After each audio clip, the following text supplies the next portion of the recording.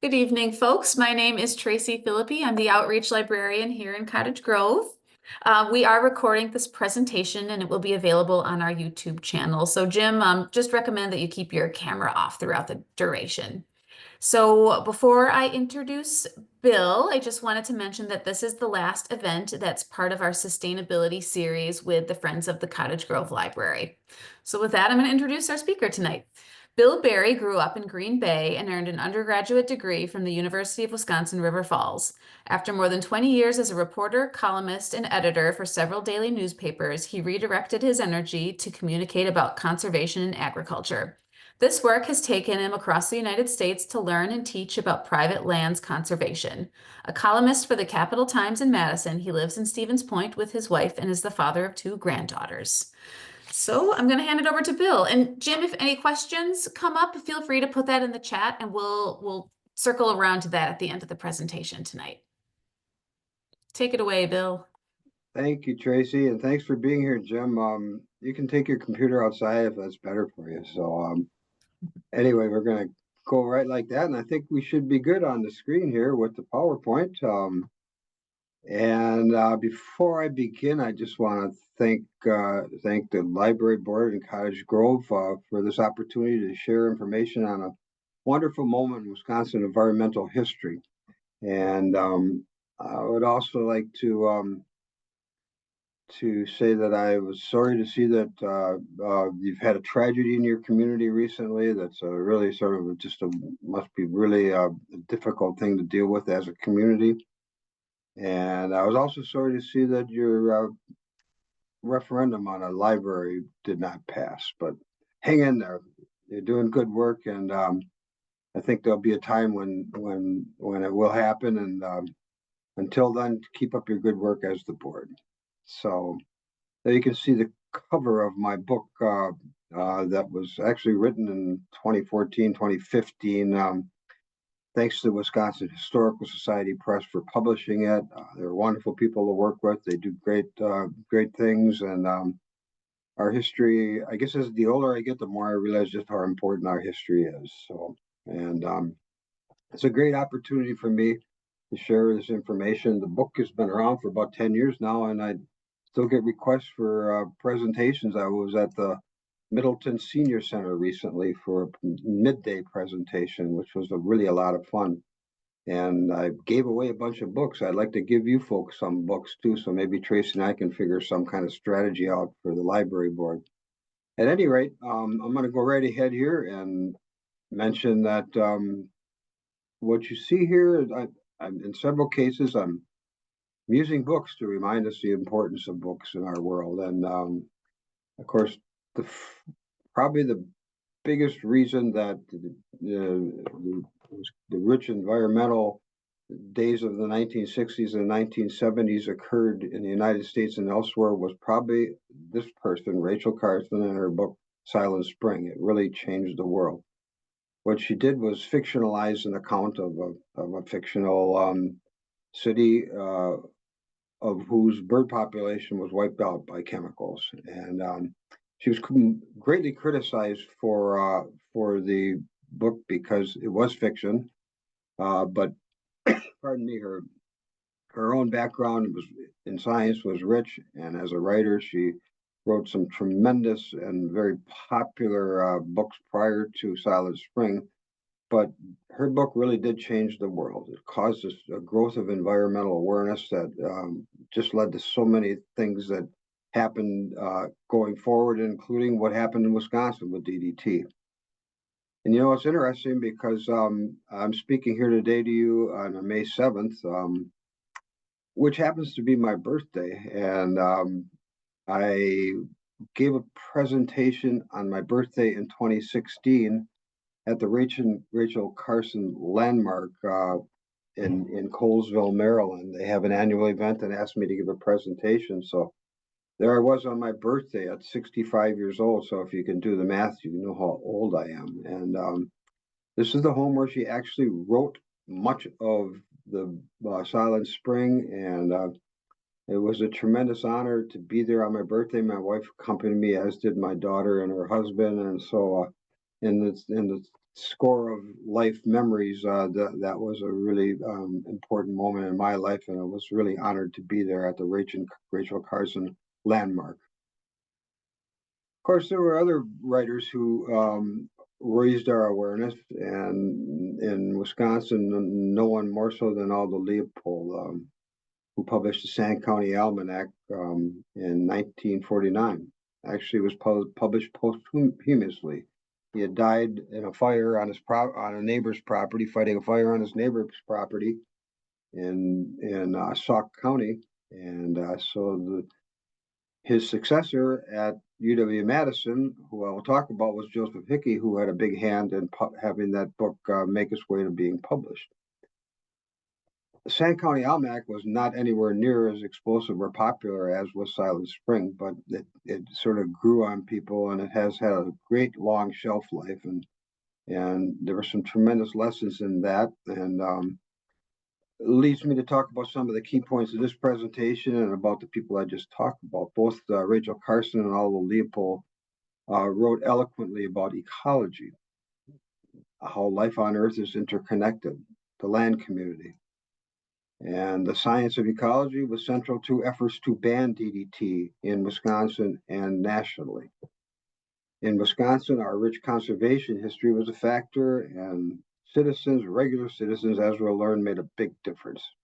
One point that emerged from the book that didn't necessarily surprise me, but I think we need to keep reminding ourselves as we look at the world today, is that women played key roles in this effort to ban DDT in Wisconsin, as did some scientists. Scientists in those days, we're talking about the 1960s, often stayed in their laboratories and didn't engage in the public dialogue. In this case, they did.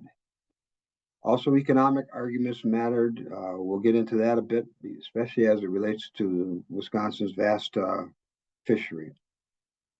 Wisconsin's administrative law process was the means by which DDT was put on trial here, and media mattered. And when I say that, I think of all the research that I did of what was newspapers, magazines, other publications. It was a rich time for reading, and much has changed since then. It was a much more robust media in the 1960s and 70s than we have today.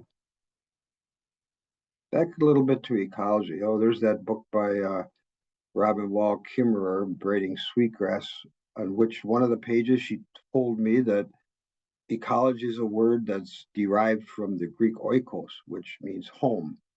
I can't think of a more appropriate term for that derivation for the word ecology.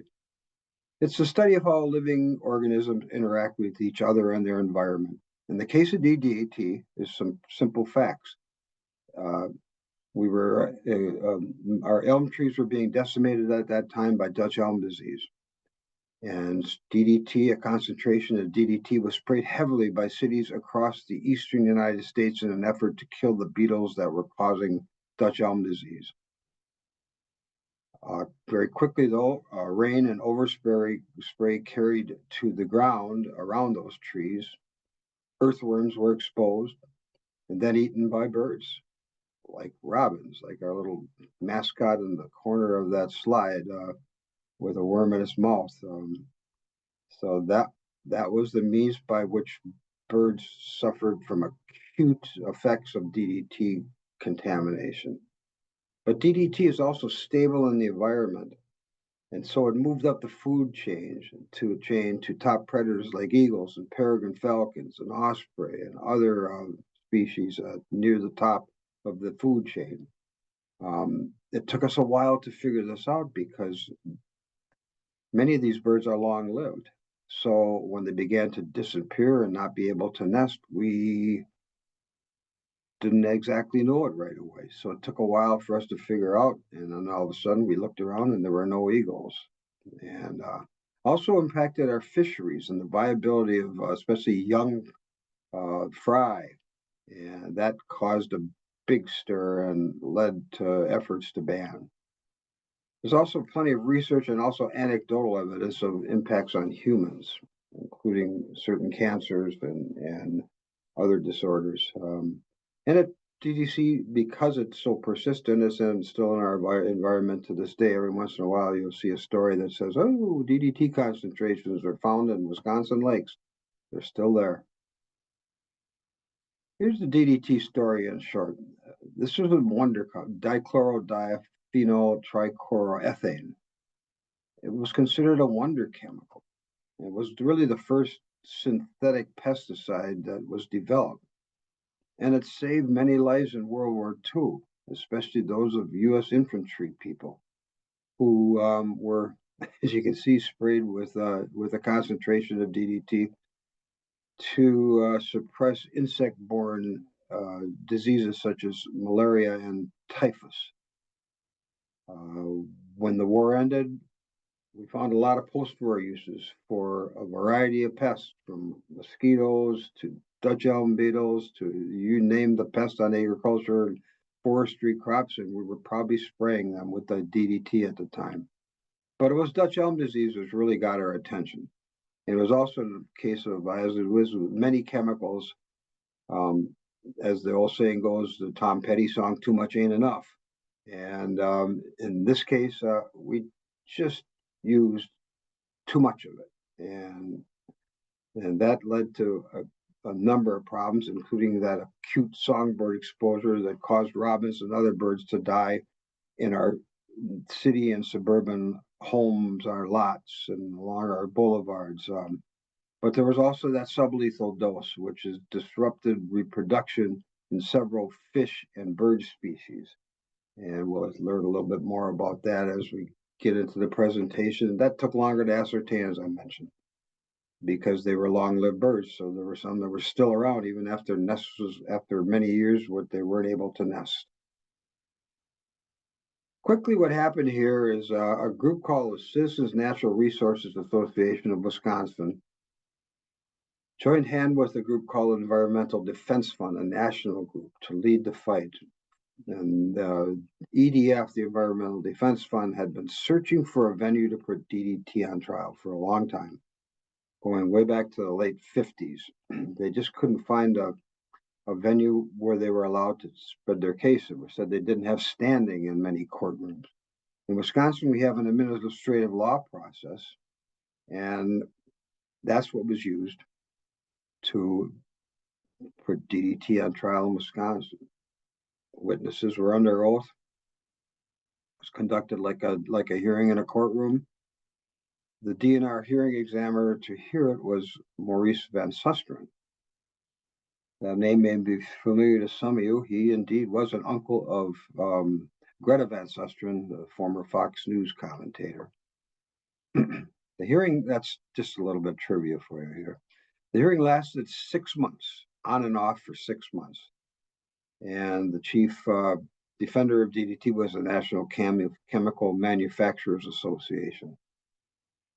You can see the picture of the hearing room there at the on the slide, and there's one woman in there, and her name is Lori Otto. She attended every single hearing that was held on DDT. The DDT hearings, she was the citizen activist who was most involved.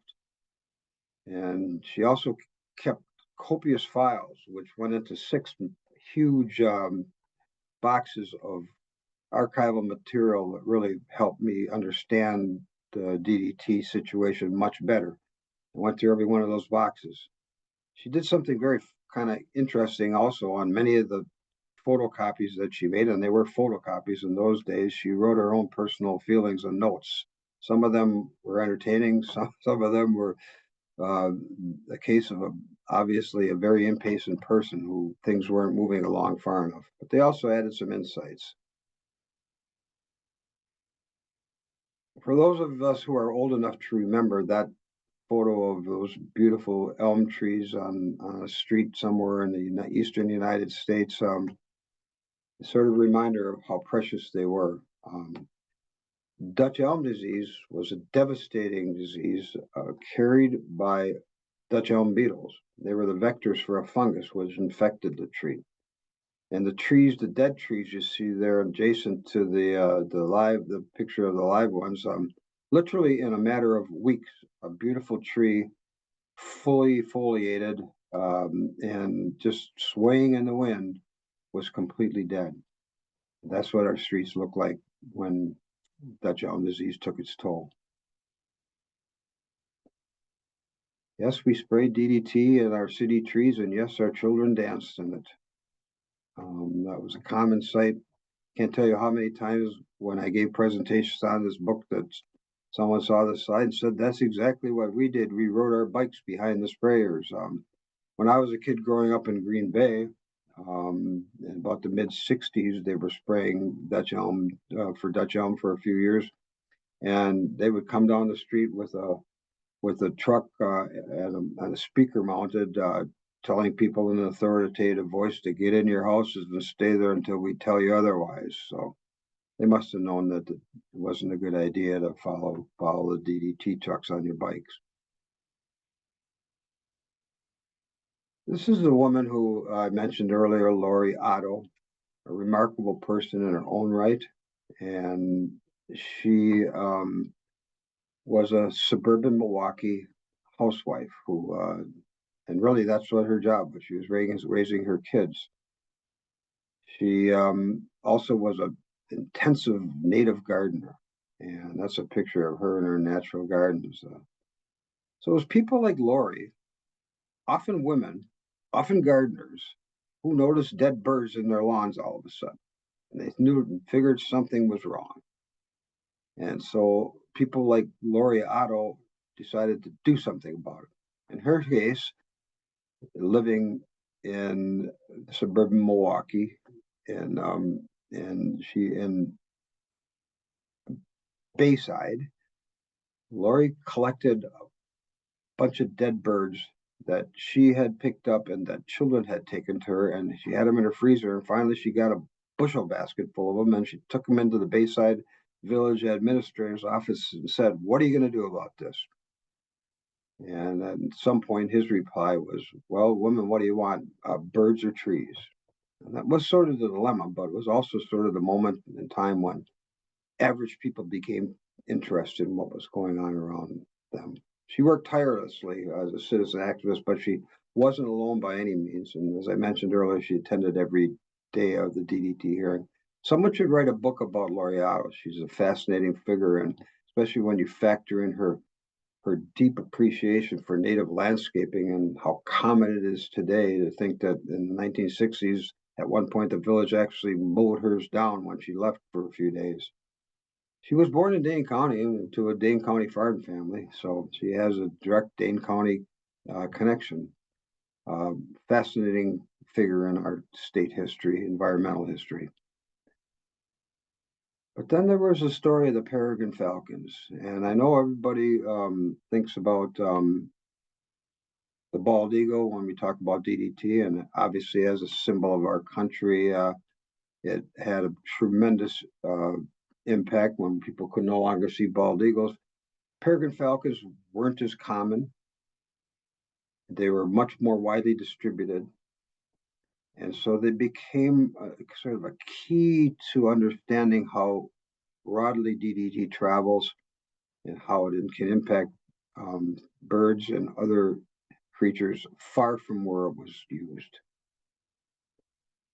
One of the people who helped us understand this was a UW wildlife professor, Joseph Hickey, the one and only person that Aldo Leopold hired as his assistant at Madison in the Department of Wildlife Biology, which at that time was in the College of Agriculture, which caused him some problems. That book up there in the far right corner, another book, as we're trying to mention here, was published in 1969. It was based on a conference that he held in 1965 in Madison on the decline of bird species, specifically peregrine falcon, but not just peregrine falcon, but his topic was, he was an expert on peregrine falcons. And he was also a very conservative, typical college science scientist. Didn't like straying too far from his laboratory or from his work, but he became activated when he realized what was happening to peregrine falcon populations. He also conducted research on robin nests on the U of A Madison campus. Madison had beautiful, towering elm trees at the time, and Hickey started noticing these toxic deaths that were caused to robins, and started doing some research on what might be the cause. And he linked DDT at some point to that, and met tremendous opposition in the College of Agriculture. His work was suppressed and continued to be suppressed as he continued to work on this topic. Worth mentioning that earlier in life, as a young teenager, he was he was a member of a group in New York. He grew up in New York City, the Bronx, and he and several friends formed a group at like teenagers called the Bronx County Bird Club. They were birders at 14 and 15 years old. Happened that several of them also went on to have remarkable careers in wildlife biology. One of them was Roger Torrey Peterson, who was a member of that bunch of teenagers who went rampaging around New York looking for birds. When Hickey completed his undergraduate work, he was also a miler, a record miler for some time. And when he completed his undergraduate work in New York, he went to work for Con Ed. And he hated his job, but he had his birds to save his sanity. And at that period, he surveyed peregrine Erie falcons, or nests, the Eries or nests. He surveyed them across the Northeast, up and down the eastern seaboard, as they say, and found something like 250 sites. So he recorded these Eries, which were often used for many years by peregrine falcons. They would return to them every year. In the late 60s, when we realized something was happening to those bird populations, he had two of his graduate students resurvey those Eries. They located about 150, and not a single one had fledged any birds. So we were dealing, obviously, with a crisis in the peregrine falcon world anyway. This book was really a story of Wisconsin activists who made a difference. And some very colorful figures.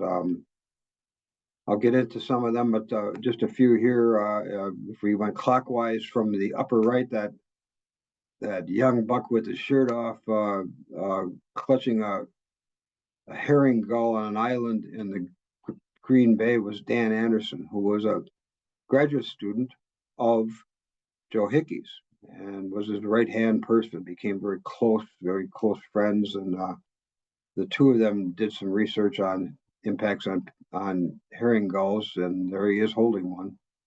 He was quite a guy. I became good friends with him during the writing of this book, and I still keep in touch with him.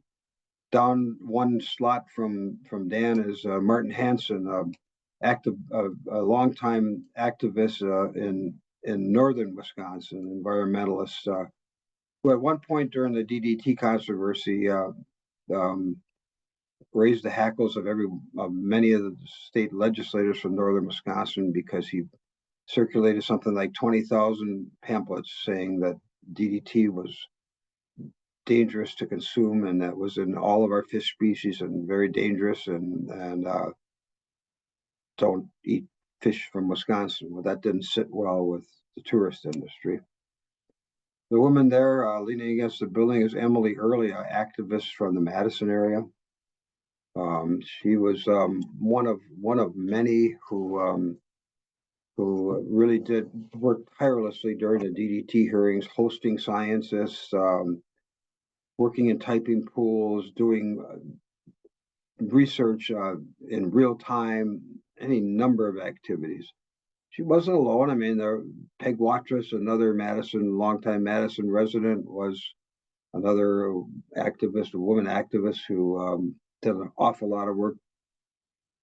Betty McDonald, whose husband Jim was a UW Law School professor. Catherine Rill from the Fox Valley. Just a number of women who sort of stepped out at this moment in the environmental movement.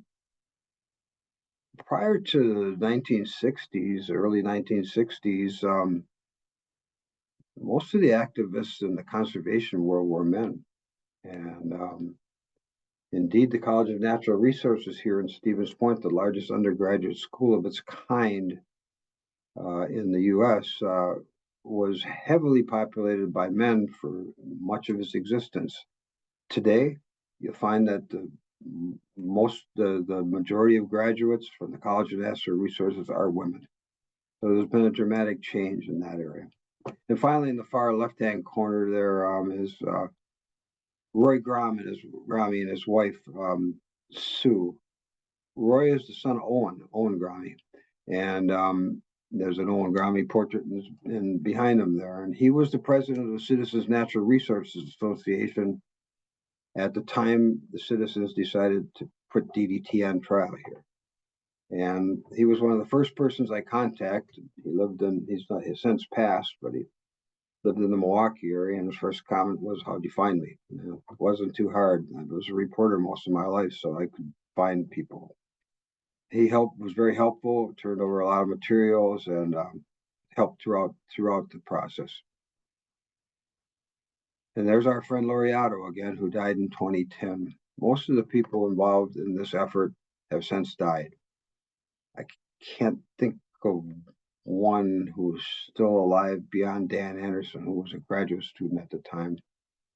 But Laurie, as I said earlier, was a suburban Milwaukeean and early natural landscaper. And she was also impatient, vocal, and fearless, and very well connected. And the fearless part came in handy several times. She would not be coward. And so she's sort of like the fairy godmother of this movement. She was tremendous in her energy, and she just gave her all to the cause.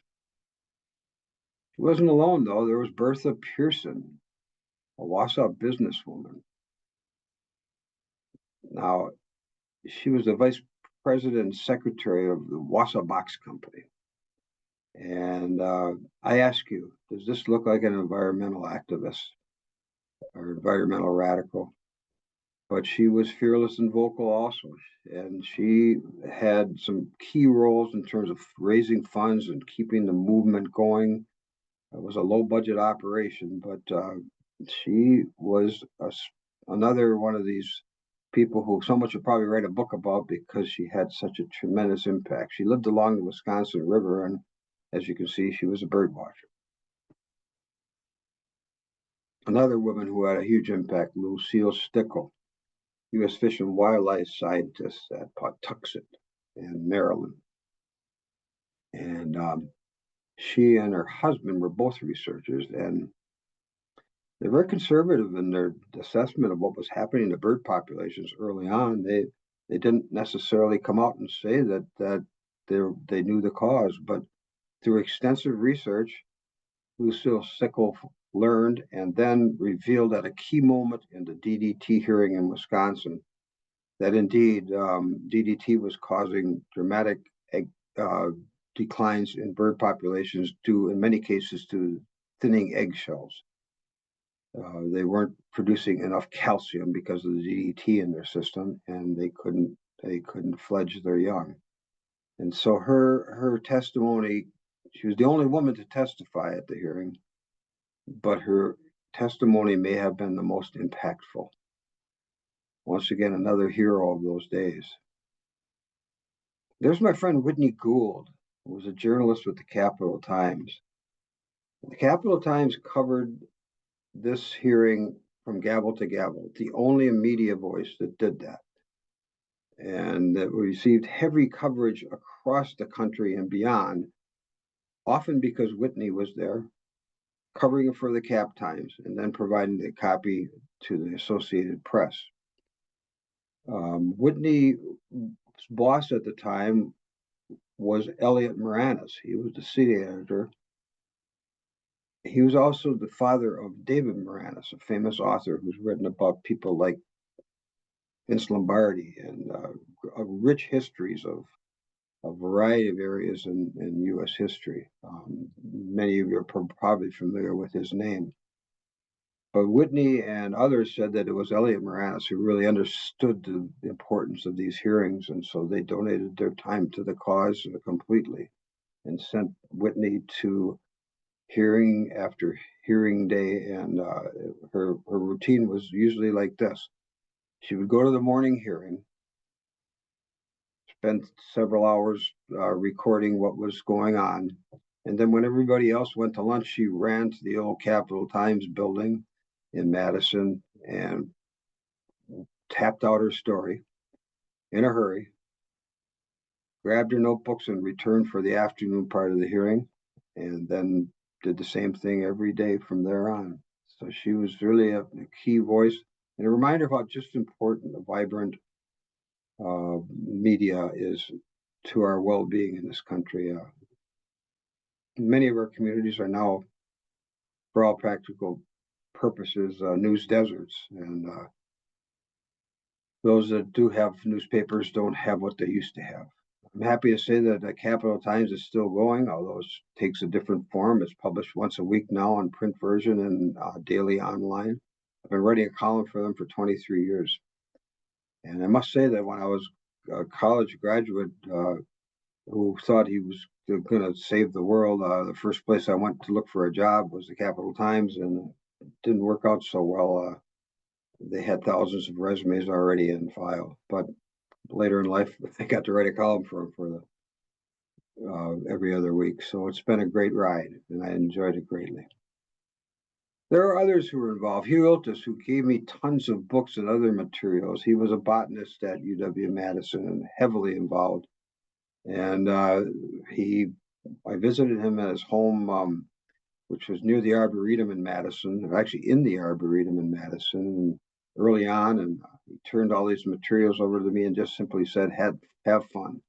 But Iltis was engaged with the DDT battles all the way along, as were several other professors at UW-Madison, including Ori Laux and, of course, Joseph Hickey, and several others who just did tremendous work and stuck their necks out to be in the public square on these matters. I can't really talk about the heroes of the DDT battles in Wisconsin without mentioning Charlie Worster, who was a scientist and one of the founders of the Environmental Defense Fund. He was a biochemist, really, so his work was a little bit out of his area of expertise. And he was at State University of New York at SUNY. He always joked that they never had any money, and so they called themselves the Empty Defense Fund.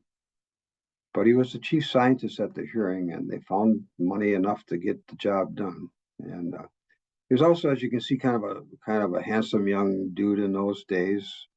One of Laureato's many scribbles of notes on her pages. One of them was a page with a story about Charlie Worster, and Laureato said something to the effect that, "Geez, I don't know whether I should be in love with him as a man or as his mother, and I think I'll introduce him to my daughter."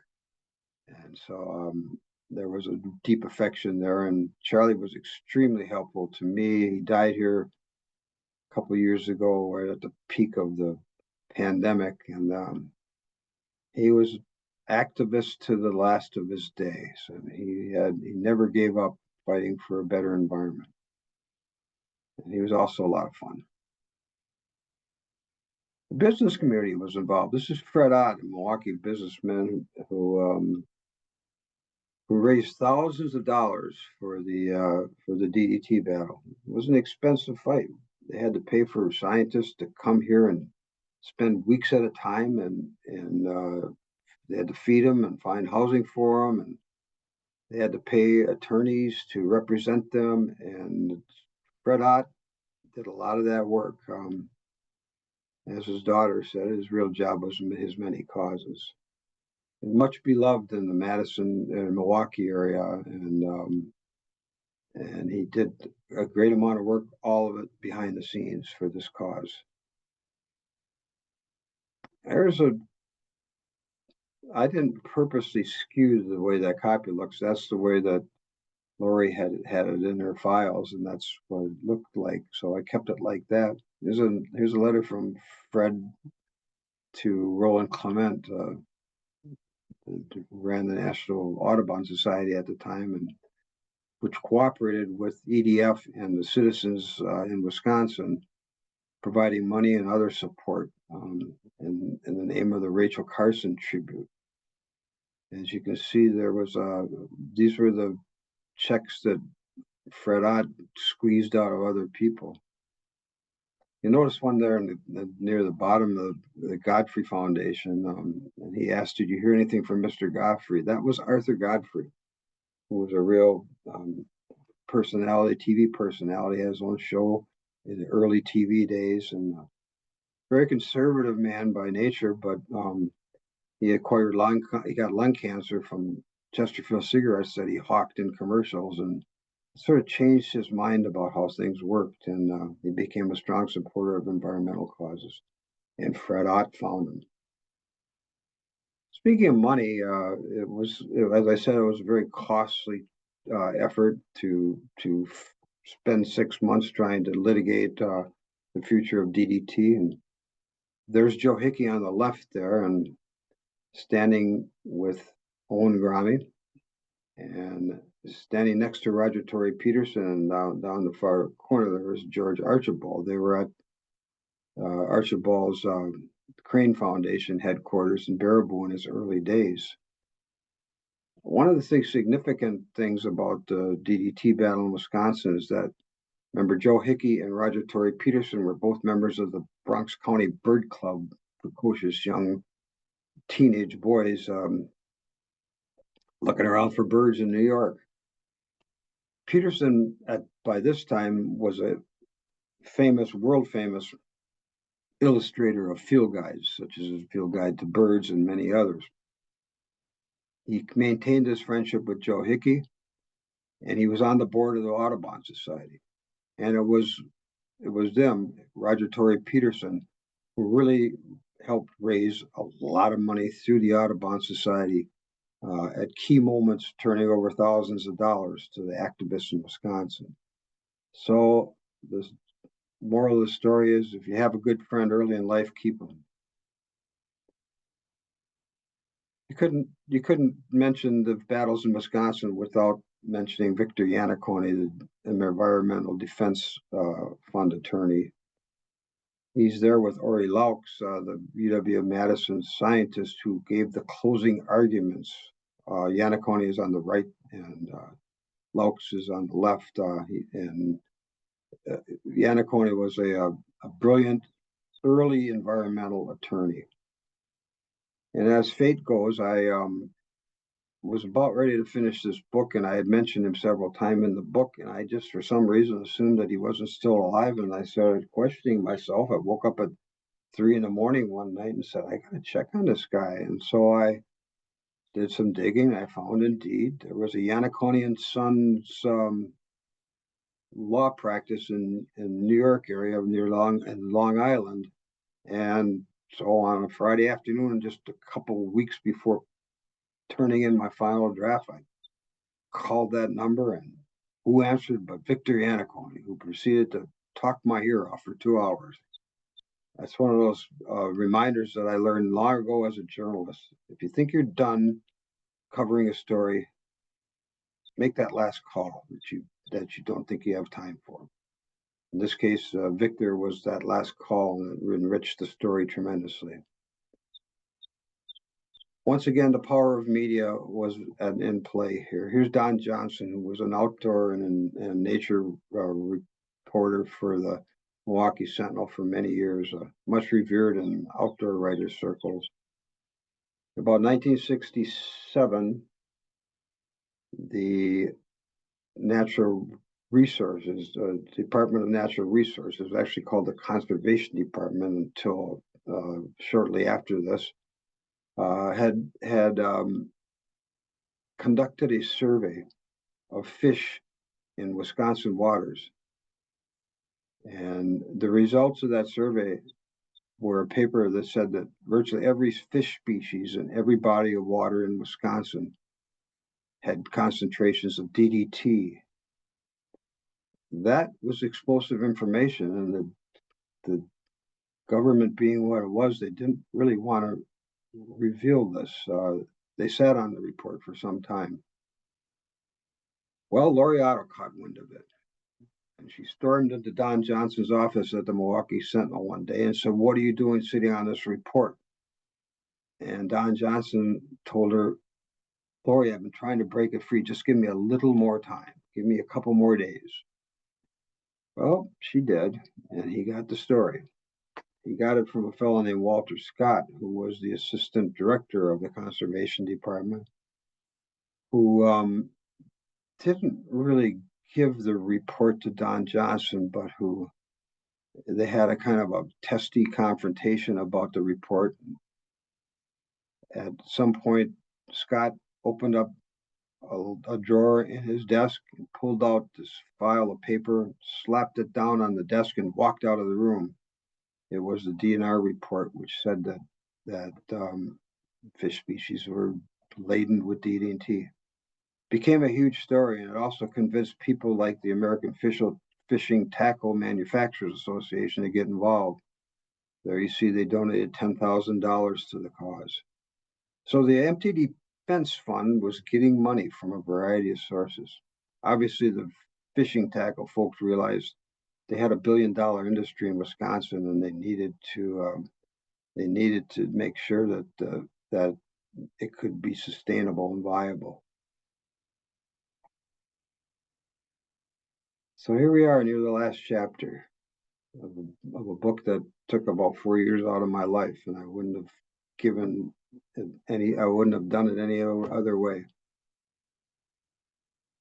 Maurice Van Susteren ruled that DDT was a water pollutant, which at the time broke a state law which said you can't pollute our waters, even though it was happening everywhere until we got the Clean Water Act.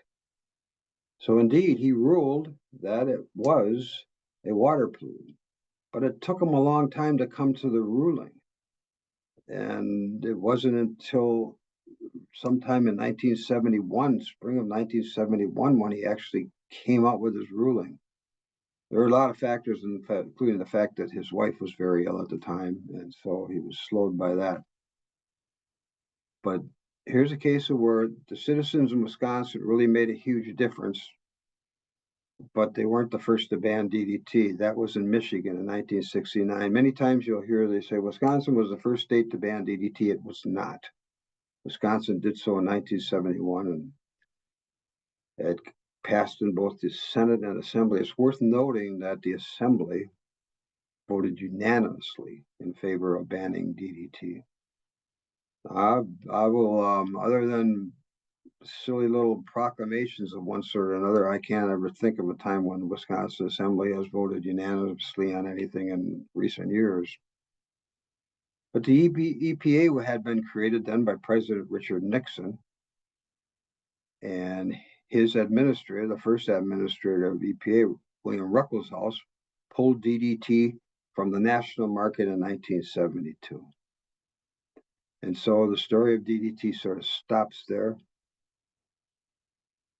although it led to unintended consequences, one of which is that the DDT ban ushered in a new era of chemicals that were actually extremely toxic, but just less persistent.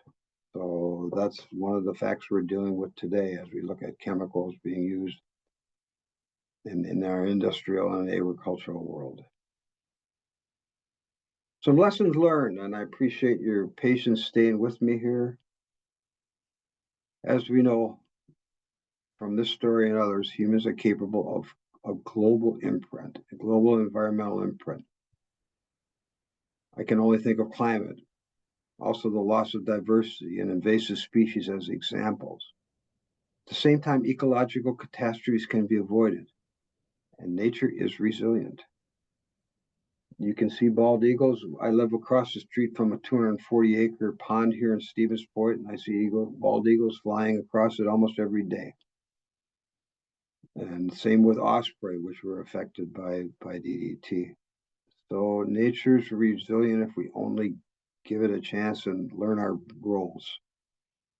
citizen activists can make a difference, and I think that's an important factor to know right now.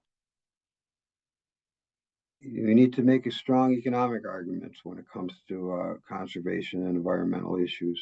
One of them is we need to do a better job of quantifying the value of ecosystem services, such as the value of the wetlands and forested lands that are so well known in Wisconsin. They provide a range of ecosystem services we haven't done a good job of quantifying. And we have to get the business community engaged in addressing these causes, these challenges of today. That's a steep hill to climb, but it's necessary. Just a reminder of how times can change. Here's a photo I took about 3 or 4 years ago at the power plant, the Weston Power Plant near Wausau.